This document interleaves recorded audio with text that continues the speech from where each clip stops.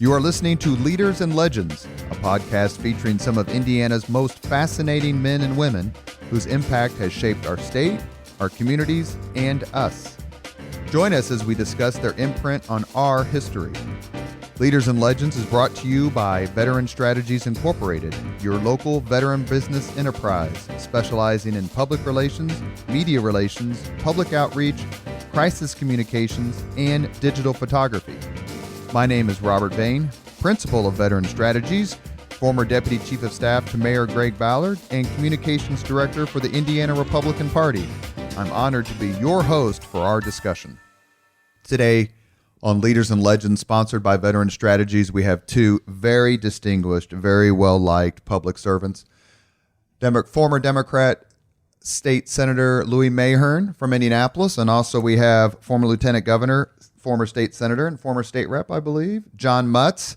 They're longtime friends.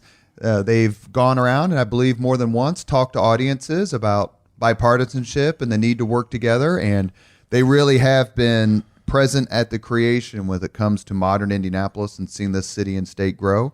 Lieutenant Governor Mutz, thank you for being here. My pleasure, Robert. It's Senator fun Mahern, to be with Louis. Yeah. Thank you for being here. Thank you very much for being here. Let's start at the beginning. Do you remember kind of when you first met?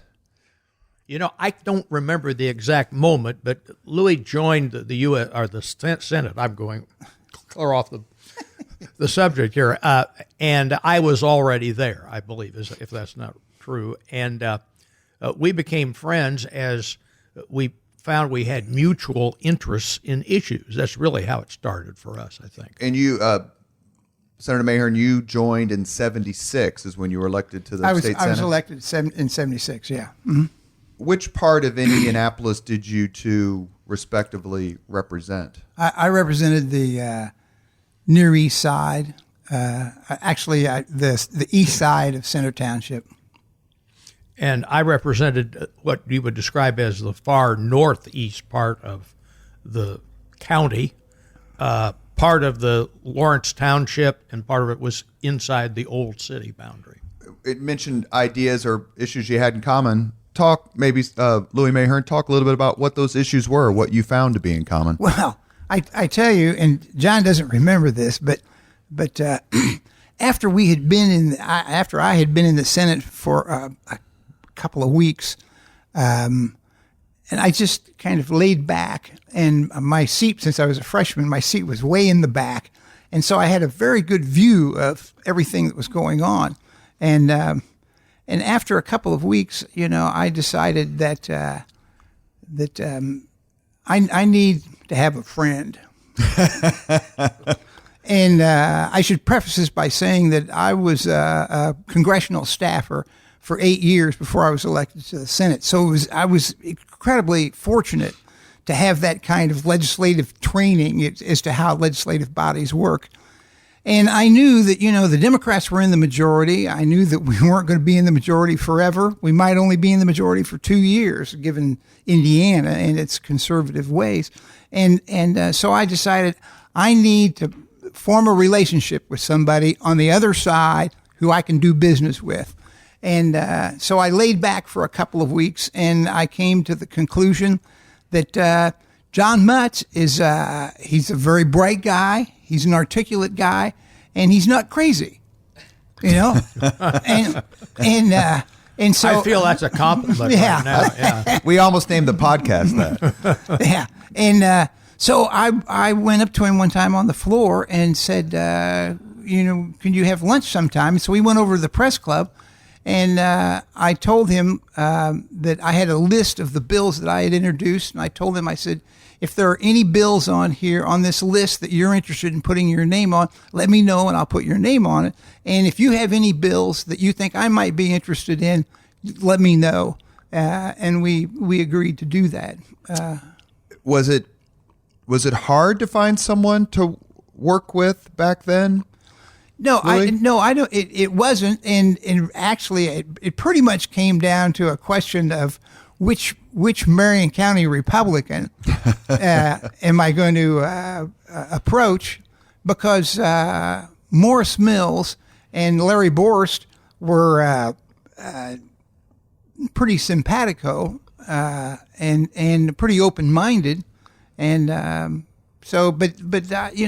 was a little younger than they. And so when John Mutz became lieutenant governor in 1980, along with Governor Bob Orr, did you feel like you had bet on the right horse? Like, man, I'm pretty smart here. I chose the right guy back in '76. Well, no, I didn't think about that. But I enjoyed working with John. I enjoyed working with Bob Orr. There were some issues that I worked very closely with the Orr administration on, particularly having to do with educational reform. Was there Lieutenant Governor Mutz, is there a better, you hear a lot from folks who've been involved in politics for decades, and by decades I mean 40, 50, 60 years, that sort of thing, that it was different back then. They don't always quantify what back then is or identify. But just politics was different back then. Relationships were different back then. Is that a statement with which you would agree, or just say, look, politics has always been a blood sport, sometimes best, sometimes not? I would agree that there was a difference in the kind of environment that we operated in. And I would also say that there were also some times when some vicious events occurred. But, I mean, if you go back and look at the time of Lincoln and the stuff that they wrote and said about him, he was accused of having come from the monkeys of a zoo and all kinds of weird stuff. They called him the original gorilla. That's right. And you look at the Ford Theater as an exhibit in the basement of the Ford Theater, Washington, D.C., that describes what the press said about him. So the vicious nature of politics has been there for a long time. What they said about Andrew Jackson when he ran in the 1820s. Yeah, but the difference, I'd say, is that when I got elected to the legislature, I was part of a political movement, and we like to describe that as the action committee moment in terms of Republican politics. And our goal was to take over the Republican Party from the old-time leadership, and the old-time leadership was represented by County Chairman Dale Brown. Right. Dale Brown was a veteran of the political patronage system. He got to the point in his career in which it was more important to keep his job and the patronage than it was to elect Republicans to office. So when were you first elected to the Indiana House? Was it part of the 66? Was it the Bullen class, 66? Yes, it was. Uh-huh. And so I was a member of 15 who were elected in the Action Committee year. And among those are a number of people, well, not many left now, but Ray Crow, for example, the basketball coach from Crispus Attucks. Another name I can throw out there, which is and something that he was given or earned, which is shocking, is Richard Guthrie. Richard Guthrie was part of the class of 66. That's right. His daughter, Jennifer, and I graduated from Howe High School together. Mm-hmm. But he was elected in 1966, a freshman, became Speaker of the House as a freshman. Mm-hmm. Now, that's unheard of these days. Yeah, that's before my time. I knew Dick Guthrie very well, but he was not part of the 15. Okay, good. Yeah. And the point I want to make is that when we first got elected, we had a whole lot of things we wanted to do. We had a specific agenda. And we decided, well, Marion County is always the enemy of the rest of the state. You know, Indianapolis, quote, gets everything. Sure. So we need to do something about that. So we started out with the intention of making friends out in the state.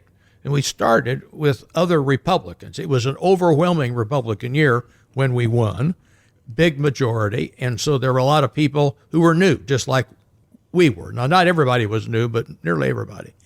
And so we actually assigned specific legislators out in the state, and we called on them.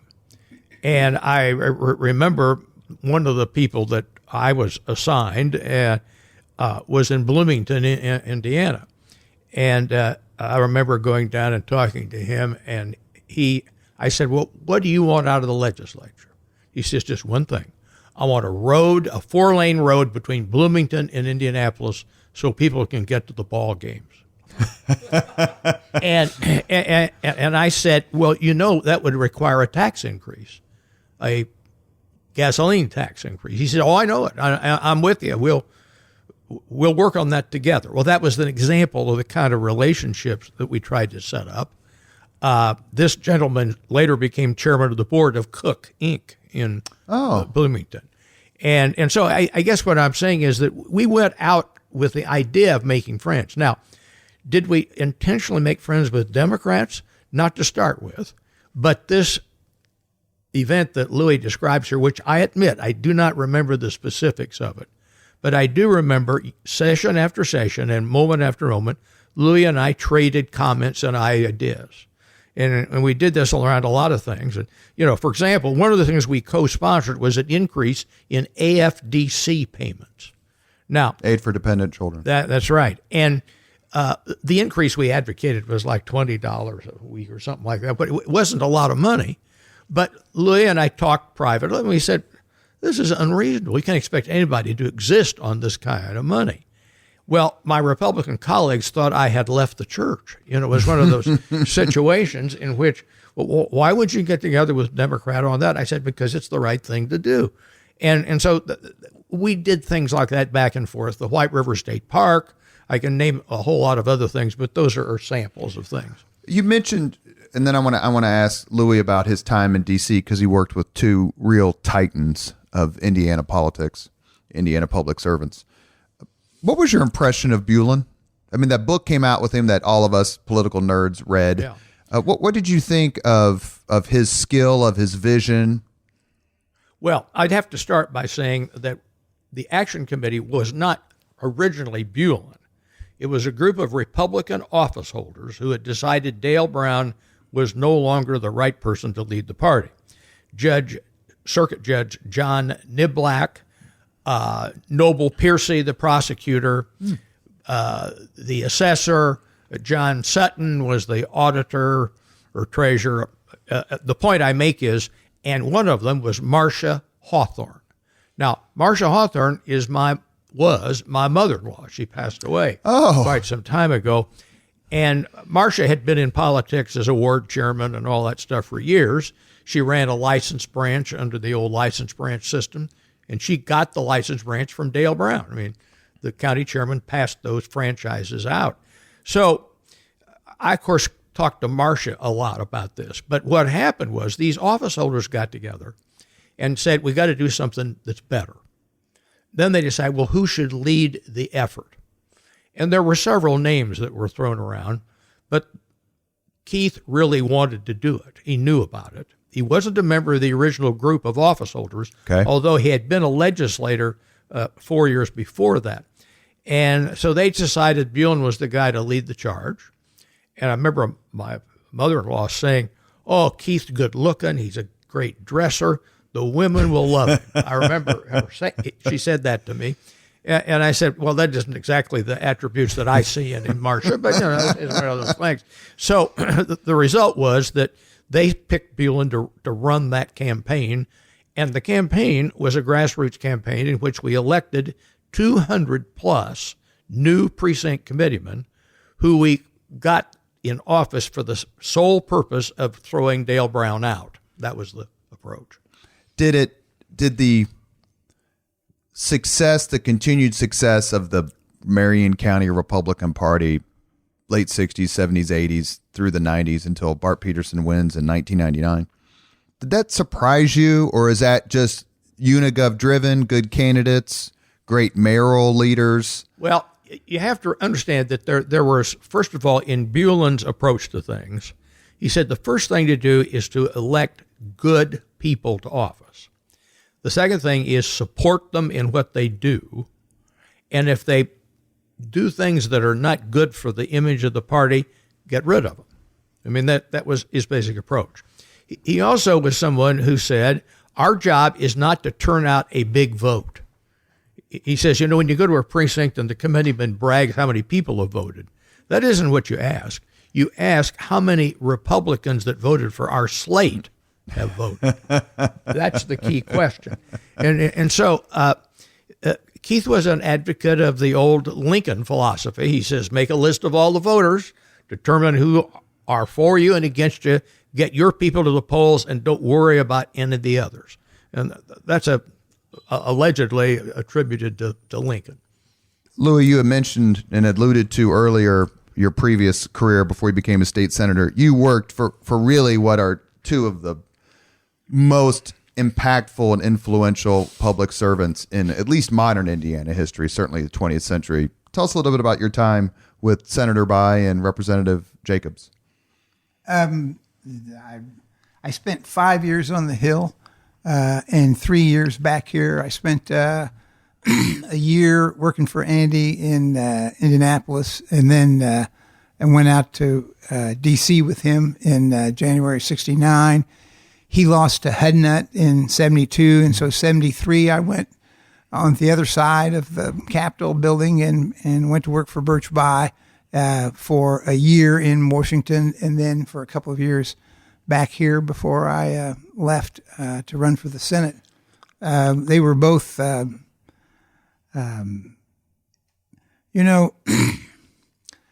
politics is not without its temperamental people, and but neither one of these guys was ever that way. Neither one of them were anything but kind to their staff, understanding their staff.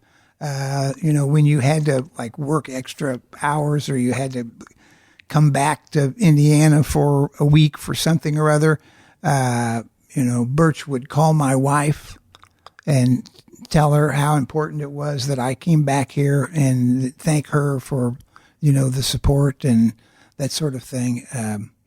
And I never saw either one of them ever lose their temper.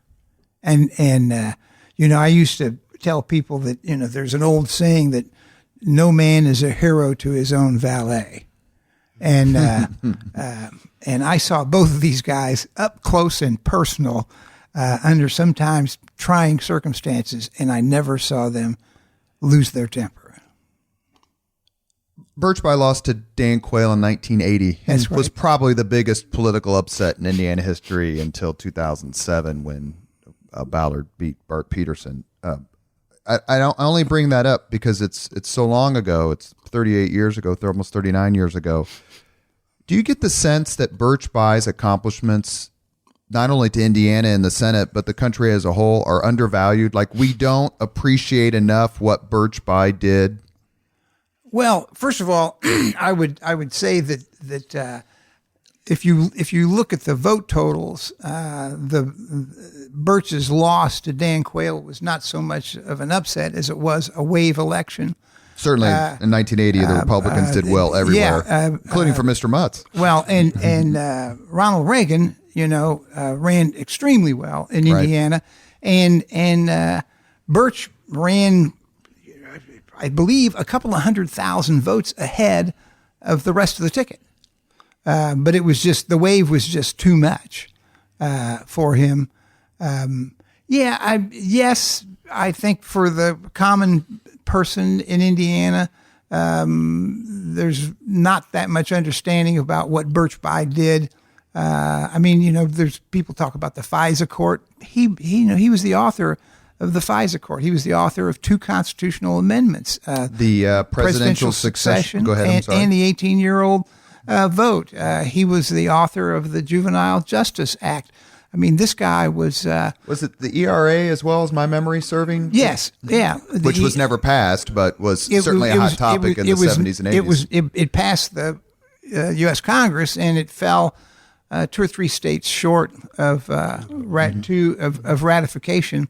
But let me add to that I think that it's just a matter of public memory.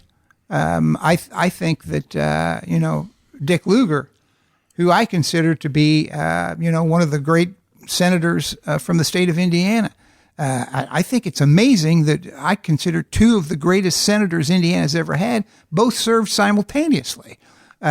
But already I believe that if you ask people, tell me about Dick Lugar and what Dick Lugar had accomplished and all that sort of thing, people would be hard pressed because, I worked on a Senator Lugar. He's not my friend, so he's not my buddy. He's an acquaintance, Senator Lugar Super PAC in 2012. And while I certainly believe that it could be said that the Lugar machine lost touch with Indiana politics at the grassroots level. I think that's almost irrefutable. When people would say, well, what has he done lately? You just wanted to look at them. I'm like, do you have any idea what this man does for this state day in and day out, the credibility that he gives Indiana just by his mere presence? And truly, that was Birch Bayh before that was Richard Lugar. I mean, Bayh, I think, was elected the first time in 1962. Yeah. And then he beats Lugar in 1974 in a close election. Mm-hmm. Were you involved with that at all, the 1974 election? I was on the staff when that happened. Yeah. I mean, you get two titans going up against each other like that. Well, it was a good year for the Democrats. Right, the Watergate year. As a matter of fact, Birch was elected 3 times, and that was the only good year for Democrats in which he ran. But I mean, you talk about Dick Lugar's service. I don't think, and not just to Indiana, but to the country. I believe there's very little understanding about the service that Dick Lugar did in nuclear disarmament. Exactly. And when the Soviet Union fell apart, there were atomic or nuclear weapons all over the Soviet Union, not just in Russia, but all over the Soviet Union. And it would have been very easy for those things to have fallen into the wrong hands. And he and Sam Nunn did a tremendous service for the world in that regard. And correct me if I'm wrong, neither one received the Nobel Peace Prize, which is shocking. They were nominated, yeah. Did you, and I want to talk about Andy Jacobs here for just 1 second, because he's someone I got to know pretty well. He was incredibly kind and gracious to me because as a history nut, I mean, he was a walking, like, let me ask you about this or let me tell you about this. And I'll tell this very quick story because I want to hear more from you two. But I went to a fundraiser, was invited to a fundraiser for Richard Lugar in 2012. So a very tough year, a primary year in which he lost to Murdoch. On the way to the fundraiser, I went to Andy Jacobs' house over there on the west side, kind of by the art museum.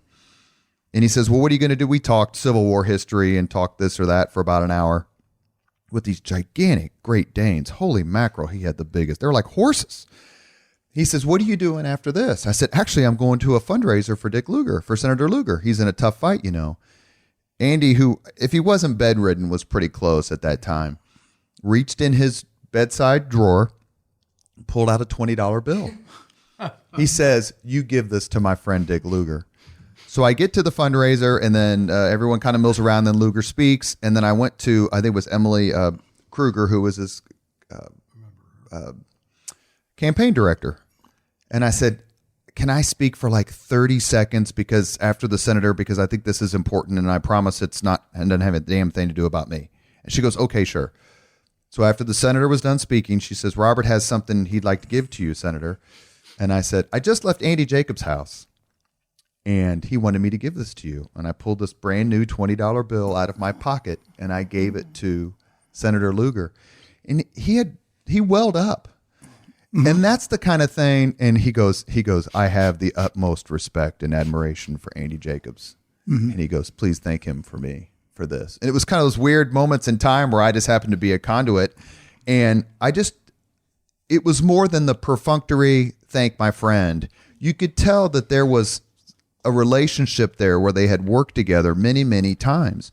Is that something, Lieutenant Governor Mutz and Senator Mahern, we're here with Veteran Strategies, Leaders and Legends. Is that something that happened a lot back then, where you saw that sort of real closeness, not some sort of made up closeness for the media or for public consumption? Well, Andy, who lost to Bill Hudnut in 1972 and then came back and defeated Hudnut in 1974, and then later on, they became personal friends. Jacobs told me that one of the debates they rode together. They rode in the car together. Either Jacobs picked up Hudnut or Hudnut picked up Jacobs. I don't know about that, but I do know that when they both became older and were ill, that their two wives were very close, talked on a regular basis. And I remember calling Bill Hudnut just before he died. And his wife told me, well, I was back in Indianapolis to see Kim. Kim, that's right. Kim Jake. Yeah, that's it. Yeah. And so yes, the two of them had the utmost respect for each other, and I think they genuinely liked each other. See, that's Louis and my situation too. It isn't that we just think it's nice to be reaching across the aisle and so we can tell people that, but we genuinely like each other, and we've done things together that are a little unusual. Yeah. And that was the point of the question was, you can mug for the cameras and then show up at the Catholic festival together and shake hands and backslap for a couple minutes. But I got the sense from talking to Congressman Jacobs that it was just deeper. I mean, some of the language he used to describe his relationship with President H.W. Bush, I mean, it was almost reverent. Like he wasn't a guy that I thought was, I would have voted for president or whatever. But as far as just how he felt about him personally, I think that is something that is missing from today. Yeah. Or am I, John, do I have that wrong? No, I think you're right. Now, I will say this, that there are still some friendships that crop up. You don't see very many of them across the aisle, that is Democrat, Republican. One of the things we've been trying to do recently, there's an association of retired legislators in Indiana now. And this group has raised some money and has created an award for legislators from both parties who have demonstrated the ability to work in a common way about a common problem.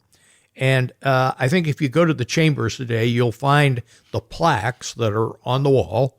And I think they've had two groups of awardees.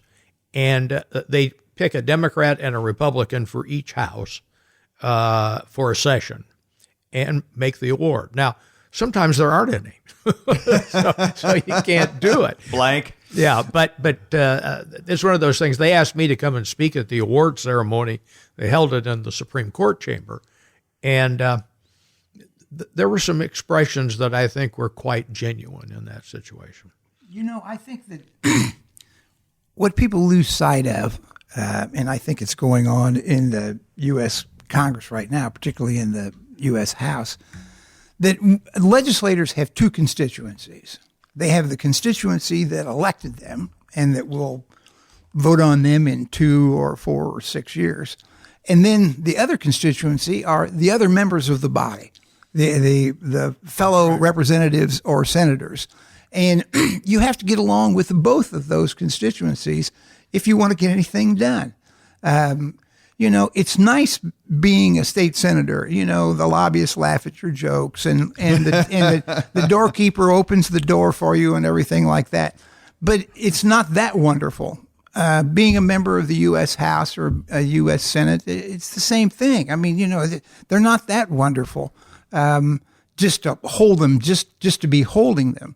So you want somebody who wants to get something done, and the kind of attitudes that manifest themselves here of late in the last several years in the House and in the Senate, U.S. House and Senate, it's as though they've lost sight of the fact that your second constituency are the other members that you have to get along with. I think you're right, Louis, and one of the things that has made it difficult to become good friends with other people besides your own caucus members is the fact that the pressure, particularly in the U.S. House, is to the minute you get elected is to start raising money again for the next campaign.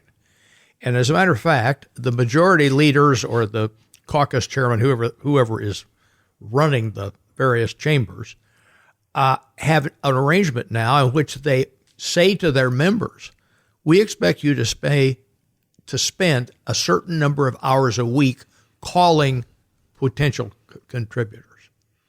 Go ahead. Yeah, and so the result of this whole thing is that the pressure on raising money is so high, and the way they do that, of course, they say what you raise, we will match with money we get someplace else, and so it's a not a good situation.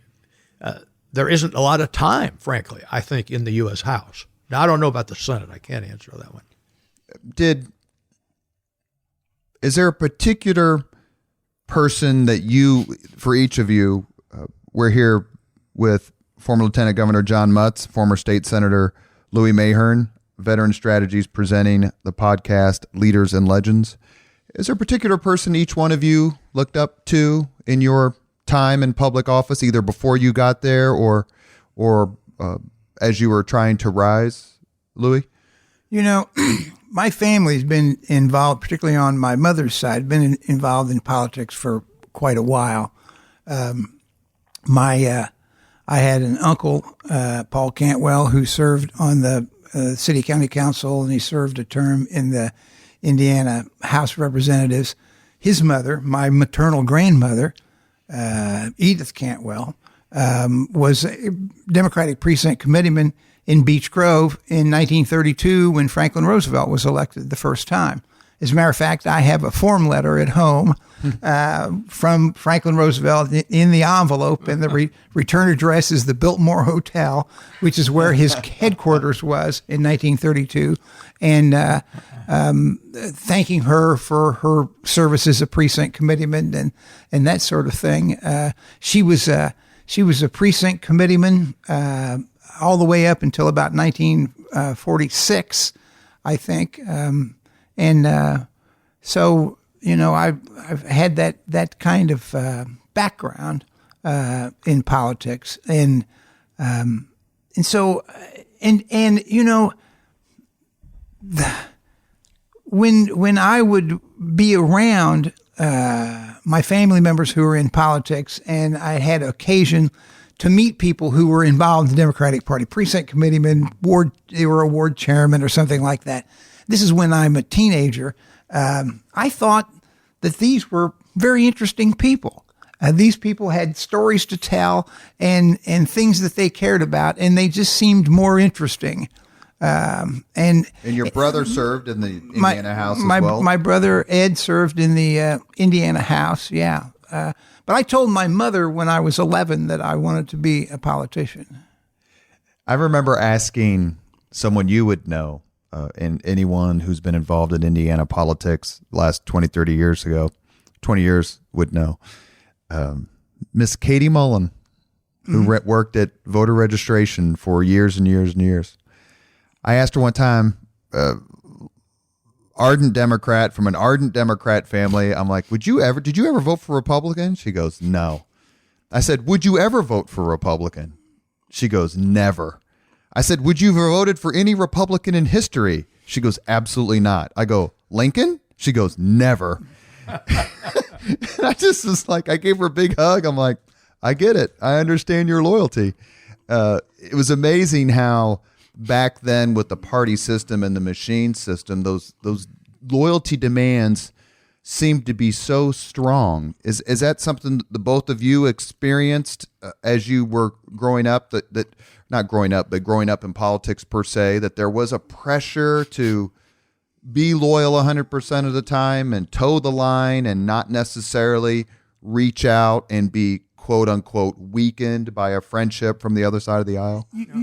One thing I'd say about the issue you're raising there, an awful lot of people today are too young to know that the political party system and the patronage system, as it used to exist, was one of the ways that people from minority communities found themselves on the way up to power.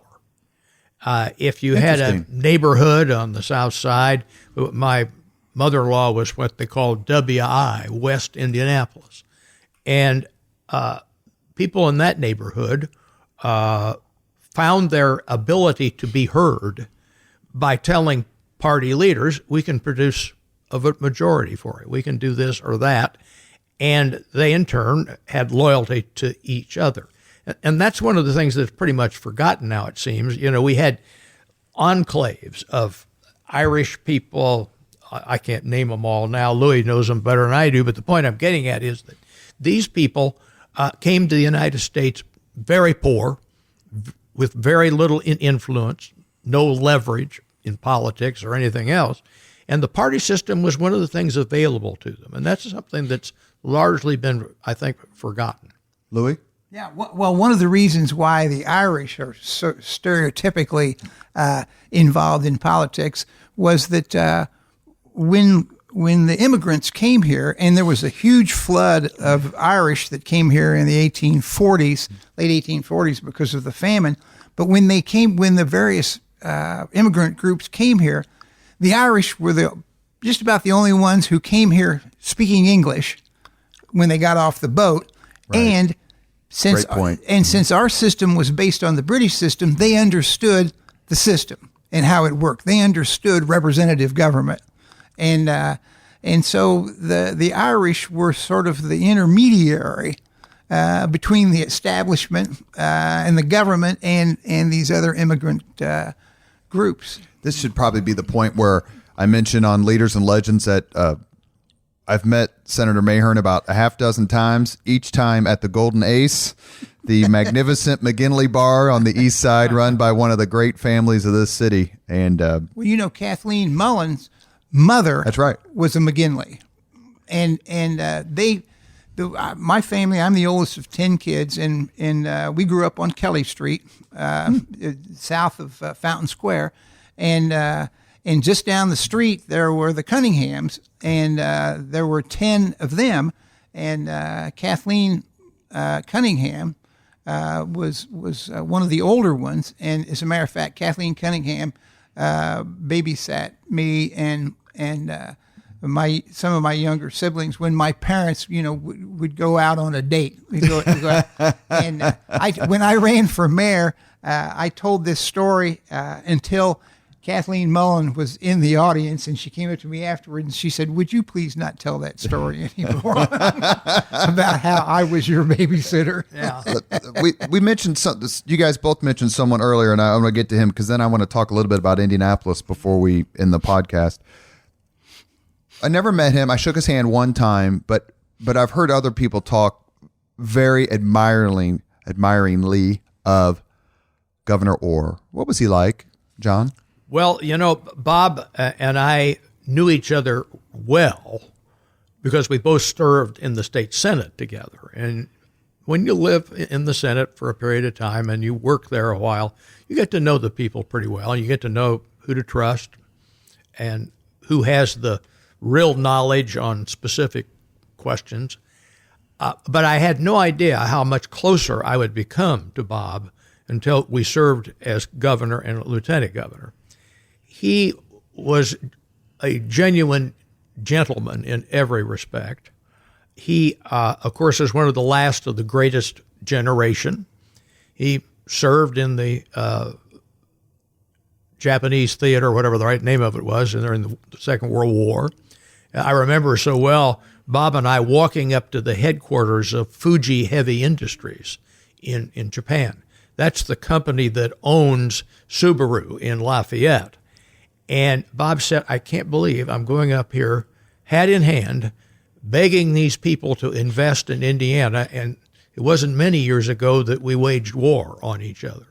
And as we did that, we walked by a Japanese Zero that was mounted on a big concrete platform. Mm-hmm. And of course, the Japanese Zero was the dominant plane that the Japanese used.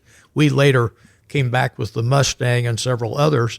And it was a sudden moment for me to recognize that here's a guy who had been able to turn himself from the hate that this country had for Japan during the war, and it was there. Absolutely. And suddenly here he was now in a very different role, and he was just a wonderful guy to be with. I don't think there is any lieutenant governor in the history of the United States.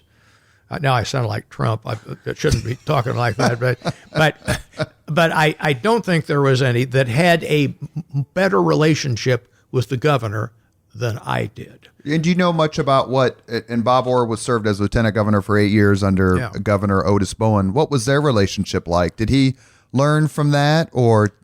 Yes, he learned from that. He and Doc were not that close. Doc was not close really to anyone in a lot of ways. He had a remarkable memory. If you voted against his bill, he remembered 20 years later, all that kind of stuff. Isn't that called Irish Alzheimer's, Mr. Mahern?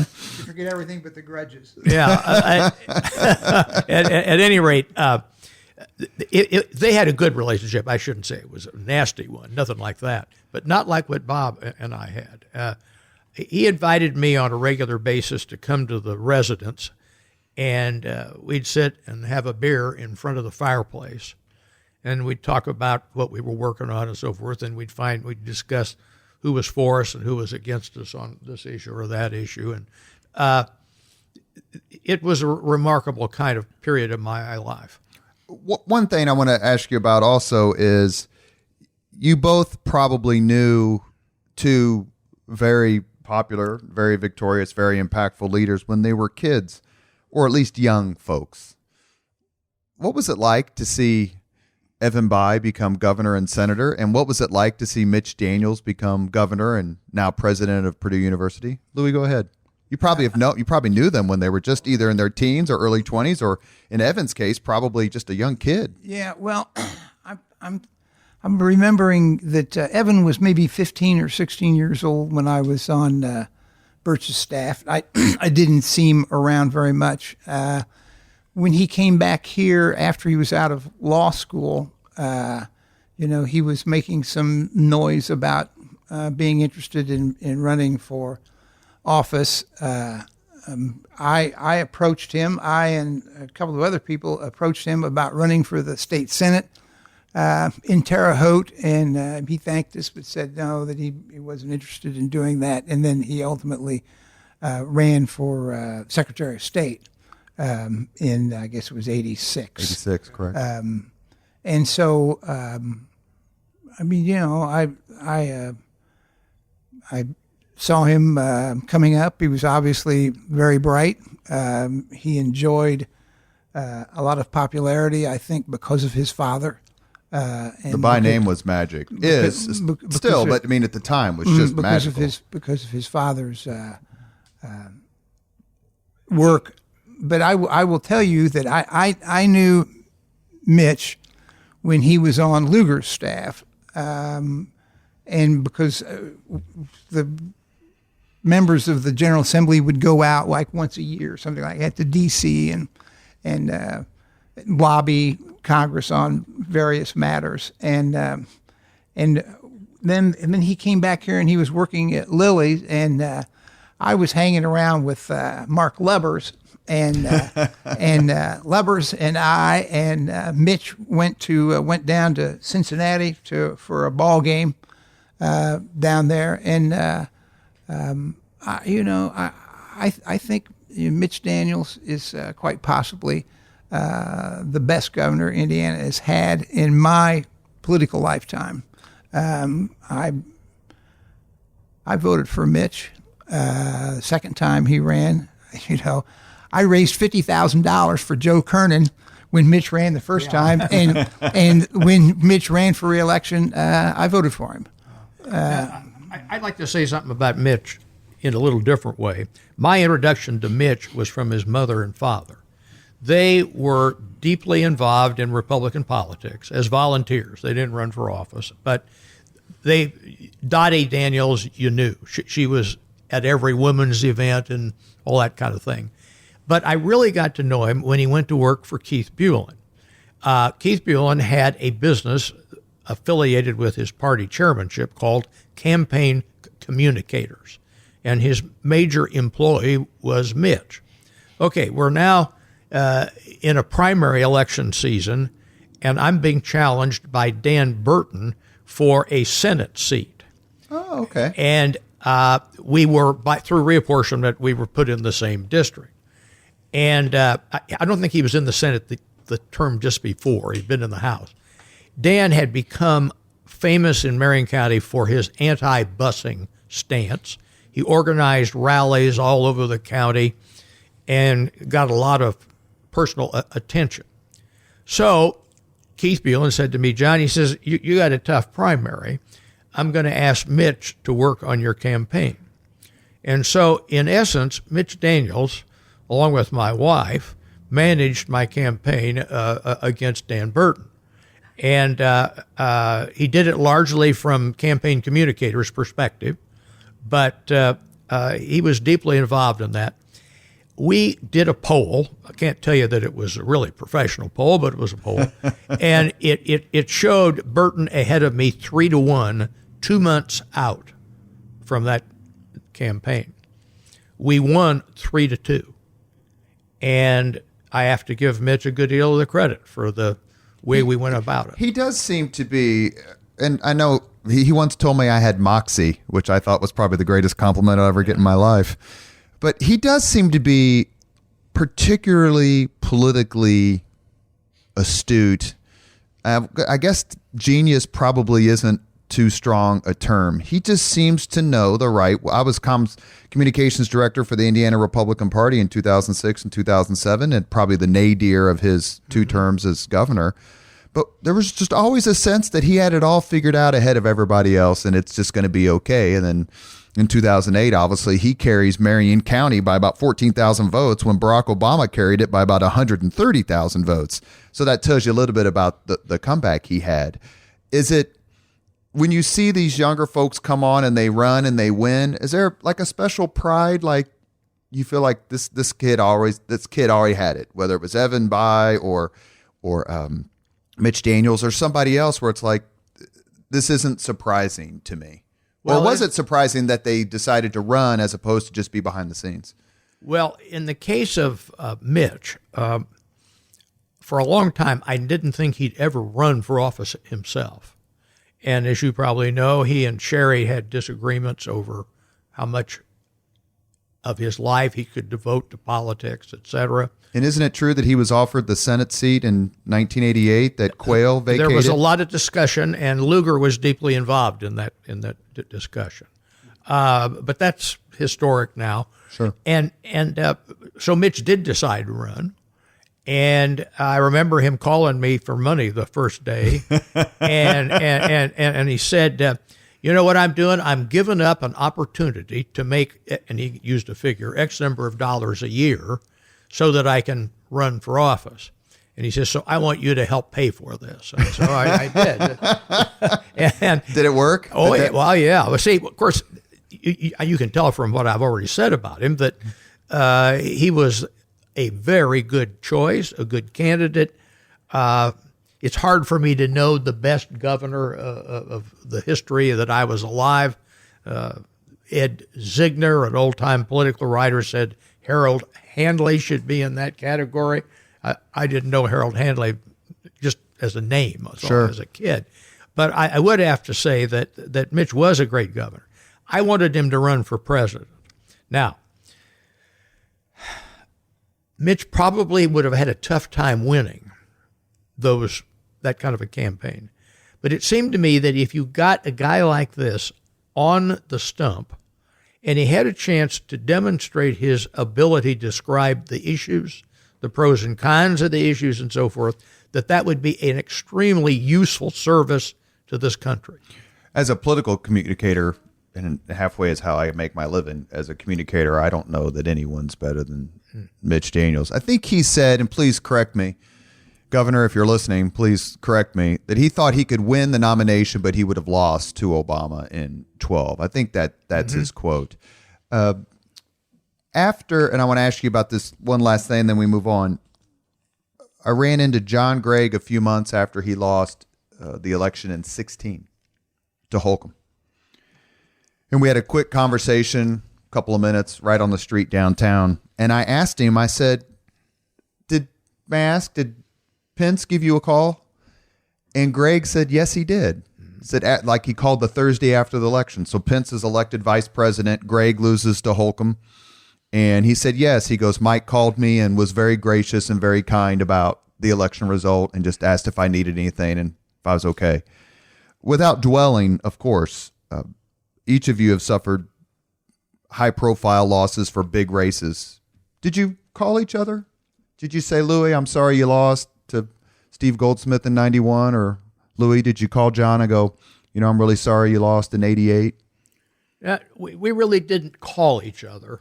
We did empathize with each other, however, and I can tell you that as time went along. You mentioned John Gregg. John came and wanted to have lunch with me before he decided to run the second time for governor. And he said, should I do it?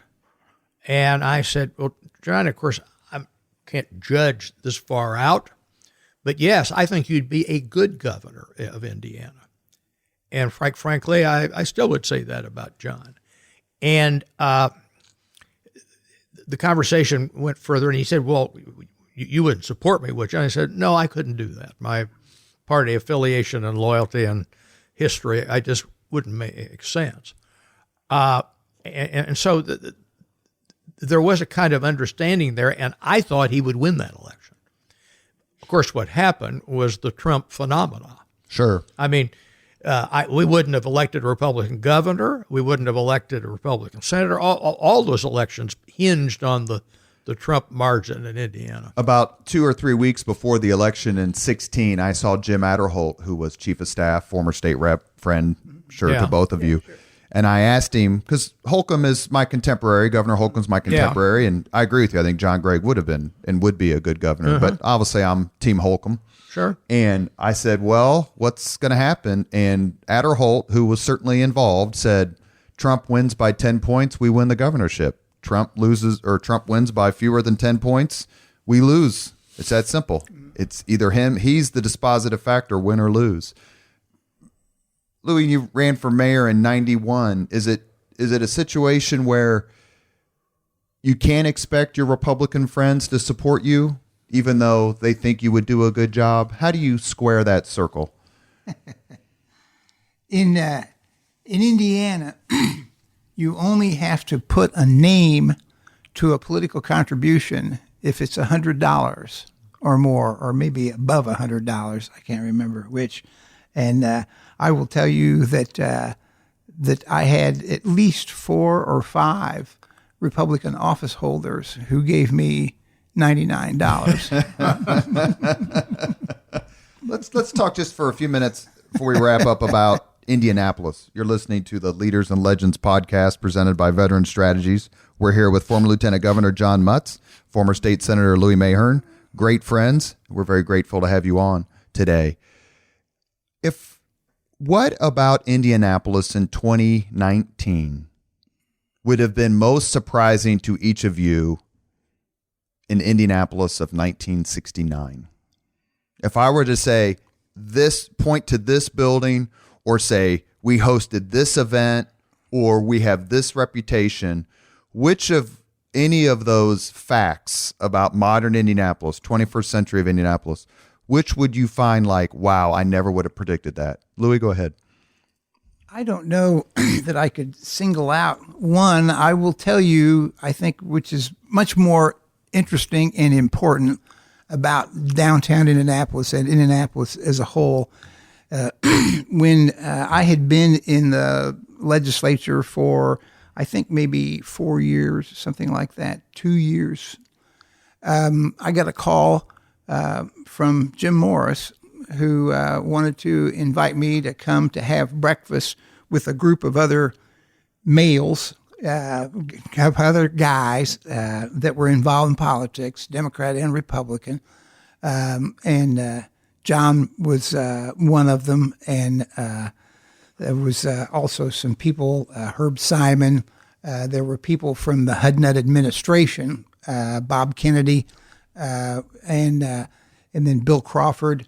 And there were about 14, 15 people who came up with the name. I guess it was maybe Morris who came up with this name of the city committee. And we would have breakfast about once a month. And Morris was with the endowment at the time, and the Lilly Endowment. And he would bring in speakers, people to sit down with us, have breakfast, and talk about what makes a great city and that sort of thing. And out of that came one of the very first early things was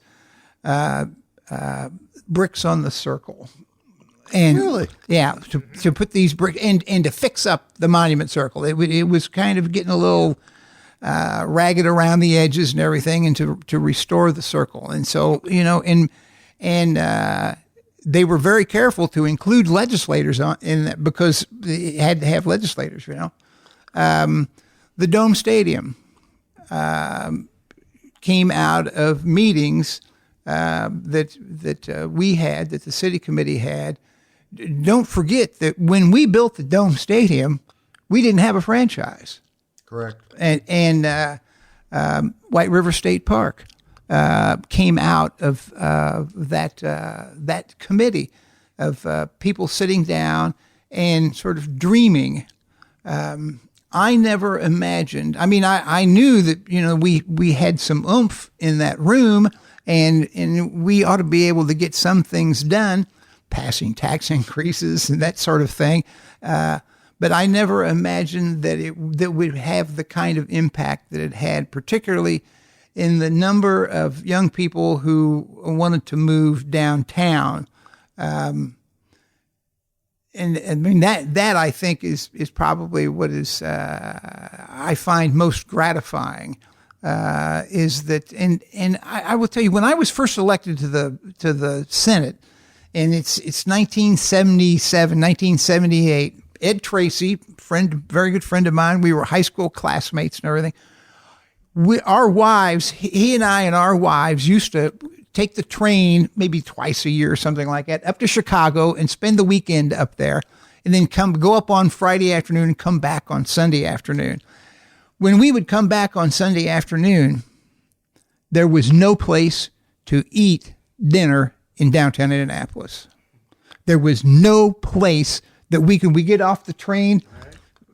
We had to go home because there weren't any restaurants in downtown Indianapolis open on Sunday afternoon. And that's one of the reasons and to get Lieutenant Governor's comments. But I've asked that of the people who've been on the podcast so far are kind of in the same situation. They came, they either grew up here or worked here for the last 40 or 50 years, and they tell the same story. Like, you really can't understand how just flat out languid and flaccid and boring downtown Indianapolis was 40 years ago.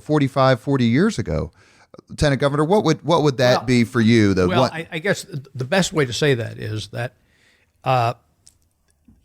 the vitality of downtown and that area would be the biggest difference. You ask, what would the big difference be? And of course, that includes crowds in downtown Indianapolis. It includes Super Bowls. It includes the myriad of activities. But I think Louis mentioned the city committee. We were a group of individuals who largely were considered, quote, on our way up in a way. They were guys from Lilly, and there were guys from second tier. That's right. and we were kind of second tier. Now, I wouldn't say Herb Simon was second tier, but at any rate, I think the point I make is that we wanted to see Indianapolis be a heck of a lot better. So we voluntarily paid our own way to visit other cities. And we went to 6 or 7 that I can think of. Atlanta was one. We went to Ottawa, not Ottawa. Toronto. Toronto in Canada.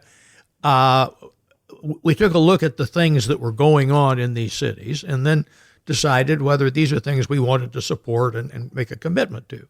And it's interesting because other cities are doing that to Indianapolis now. There's an article in the IBJ about the Sports Corp, and we interviewed Ryan Vaughn, the head of the Sports Corp. Yeah. He was talking about that up and coming cities now are looking at us like, okay, how did Indianapolis do it? Yeah, that's right. And the city committee always comes up as one of the major factors. Now, what I want to point out is that during the time we were meeting, it was never publicized that we were meeting.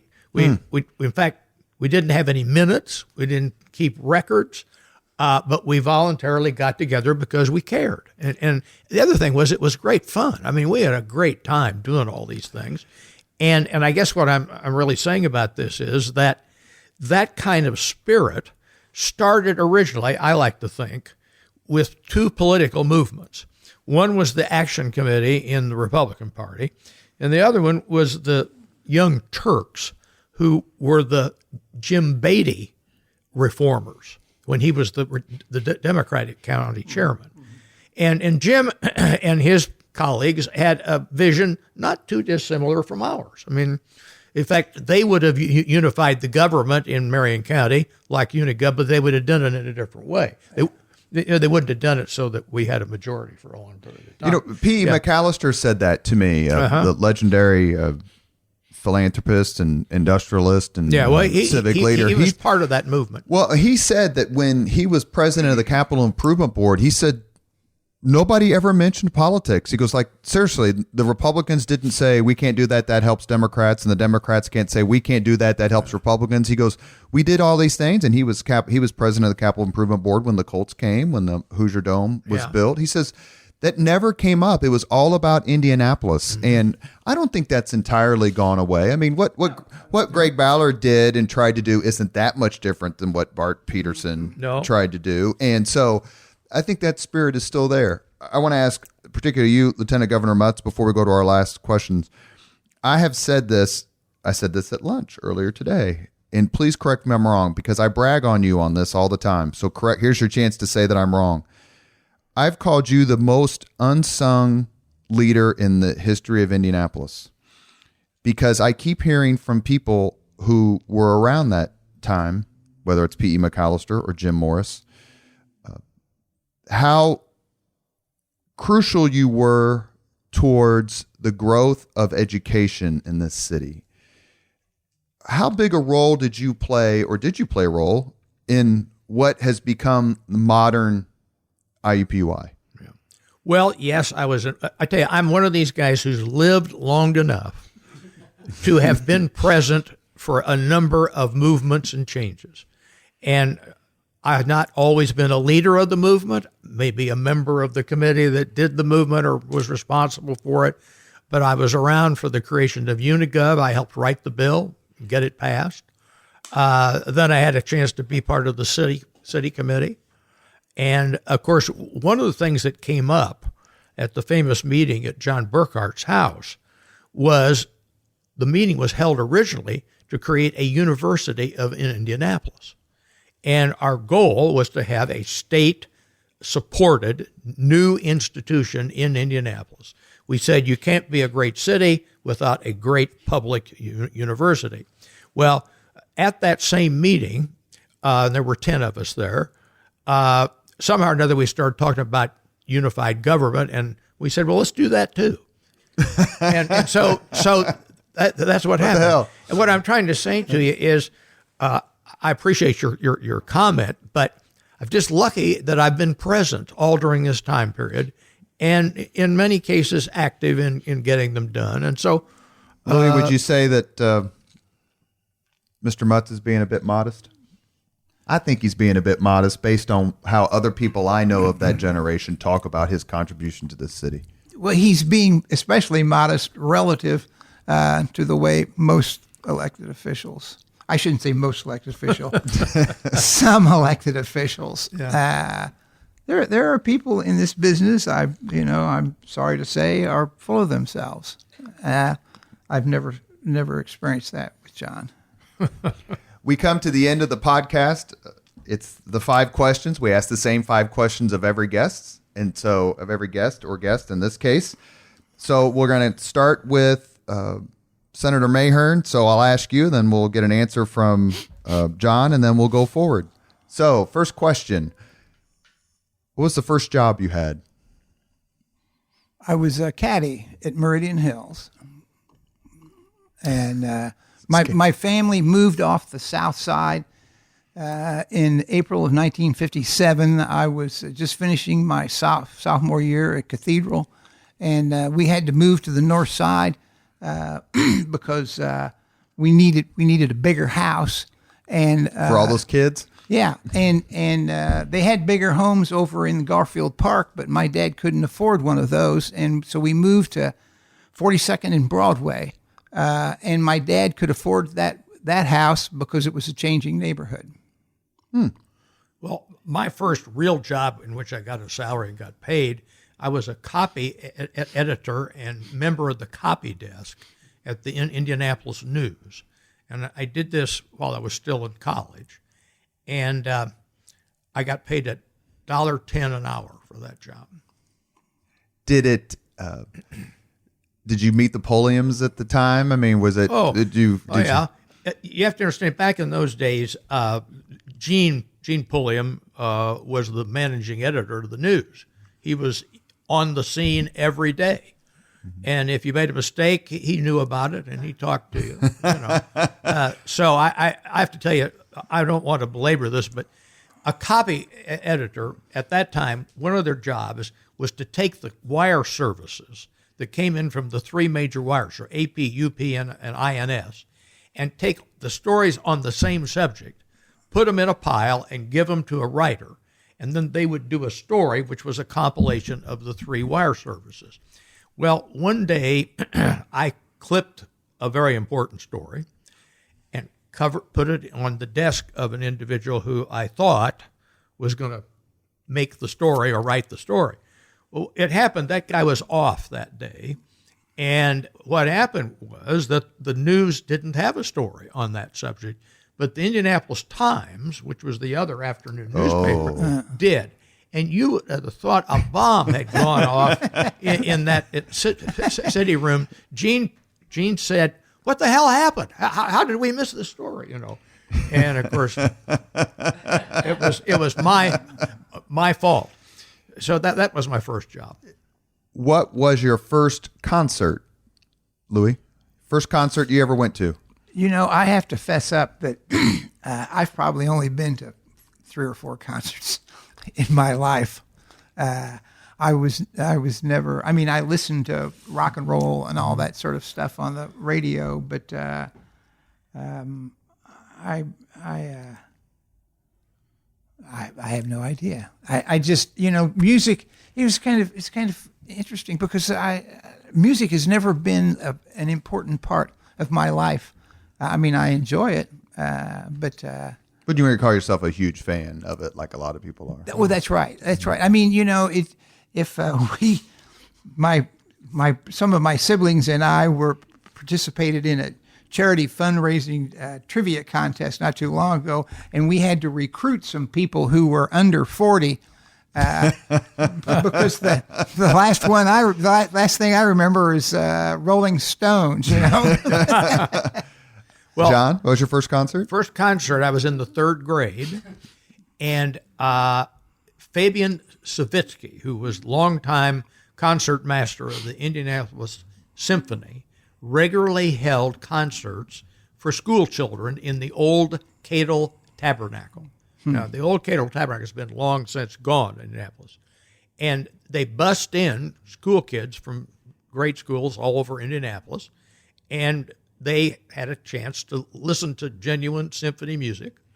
And I remember Fabian Savitsky said, and he was a big, mean-looking man, and he said, "We have 2 rules today. One is you do not talk while the orchestra is playing, and 2 is you do not move from your seat while you are here." And that's my first concert. I went home, told my mother, and she said, "Well, that's wonderful. Would you like to go to a real symphony? Concert, and I said, "Yeah." And so that year I actually went. And I was able not to talk during the symphony and stay in my seat. I got a feeling we're not going to have that answer duplicated in any future podcasts. Louis, if you could recommend any book, which book would you recommend? I would recommend a book called The Brothers, written by a guy by the name of Kinzer. And it's the story of in the mid-1950s, when the Secretary of State of the United States and the Director of the CIA were brothers, and John Foster Dulles and Allen Dulles. And about their policies and the actions that they took during their time in office, and how we pay for those policies yet today. John? I'm going to kind of throw you a surprise, and it's the Samuel Adams book. And the reason I cite that is that he obviously wasn't president. He was the son of a president. And in that book, he describes his father's visits to Europe. Now, this was a time period in which the United States was not the leader of the free world. Yeah. When John Adams was sent overseas after independence had been won in 1783. That's exactly right. And that book is an amazing insight into not just a father and son, but also into how Europe played out a role in the United States. You know, in that you begin to get a real understanding of how important France was in the history of the United States. I doubt if many people think much about that. I don't remember ever being taught that in grade school, but I doubt if we'd be here if France hadn't intervened. Certainly Yorktown, where all the American uniforms were paid for by the French, and the fleet was French, and the vast, huge contingent of French soldiers, the Battle of Yorktown, where the British surrendered and basically ended the war. Number 4, if you could witness any event in history, Louis, which event would you choose? Be in the room, be on the field, be in the plane, see it with your own eyes.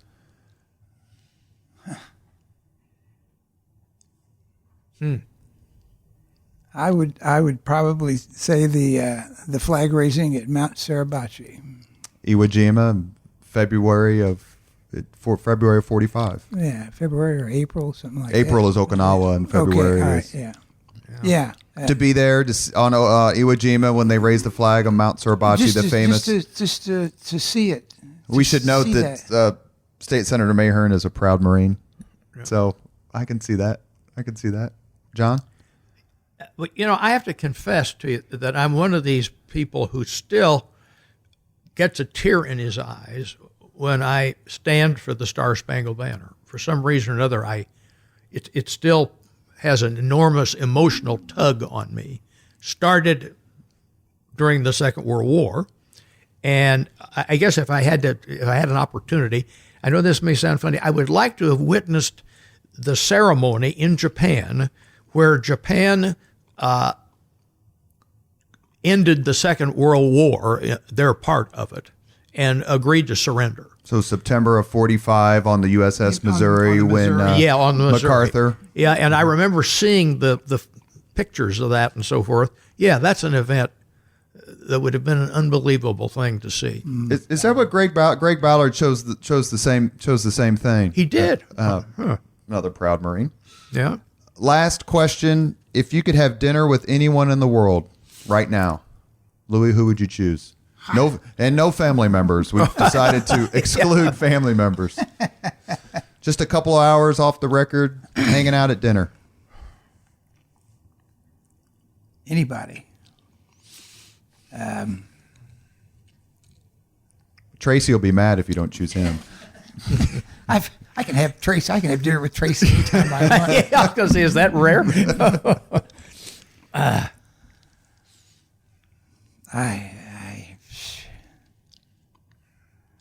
There's an awful lot going on in Europe right now. I think Angela Merkel would be a very interesting person. Chancellor of Germany. The Chancellor of Germany, and the sort of the outgoing leader of the European Union. I think she is I think